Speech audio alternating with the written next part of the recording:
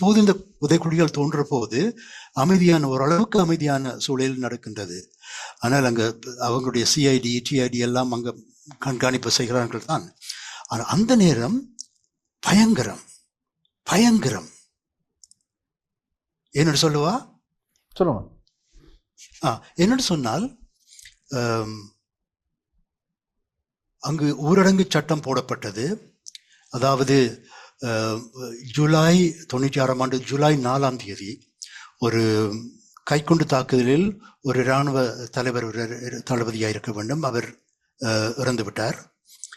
அதை அடுத்து 2 நாட்கள் கொஞ்சம் அமைதியாக இருந்தது. அதன் பிறகு ஊரடங்கு போட்டார்கள், மாலை 6 மணி தொடக்கம் மறுநாள் காலை 6 மணி வரை. ஆனால் அந்த நேரத்தில் என்ன நடந்தது என்று சொன்னால், வெள்ளை வேன் ஒன்று, வெள்ளை வாகனம், அடையாள இலக்கத்தட்டு இல்லாமல் சுற்றி திரிந்தது வீதி வழியே. வீட்டுக்கு முன்னால் நிப்பாட்டுவார்கள், ஏதாவது வீட்டுக்கு முன்னால் எதேச்சையாக 2-3 பேரை எடுத்து அந்த வாகனத்துக்குள் தள்ளுவார்கள். அதன் பிறகு அவர்களை காண கிடைப்பதில்லை, காணாமலாக்கப்பட்டு விட்டார்கள். கூடுதலாக சில நாட்களில் ஓரிரு உடல்கள் வீதி ஓரத்தில் காணப்பட்டது. அதில் ஒன்றுக்கு கண்கள் இல்லை, தோண்டி எடுக்கப்பட்டு விட்டது. இன்னொன்று அவயவங்கள் வெட்டப்பட்டபடி இன்னொரு உடல் கிடந்தது.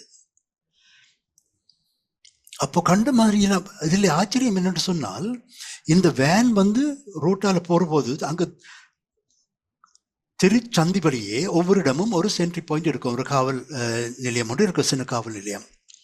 அதில் கூட அவர்கள் மறைத்தவர்கள் கேள்வி கேட்கவில்லை. எங்க இலக்கத்தாடு தகடு, அடையாள இலக்கத்தாடு கேட்கவில்லை. அது சும்மா சுயமாக திரிஞ்சு கொண்டு இருந்தது. வீடு வழியே போய் ஆக்களை தூக்கி கொண்டு போறது. அங்கு போறவர்கள் முகமூடி அணிந்து கொண்டு ஆயுதங்களோடு போய் சொன்னார்கள், ஒரு தரம் சத்தம் போடக்கூடாது, சத்தம் போட்டால் பாரிய விளைவுகளை சந்திப்பீங்க.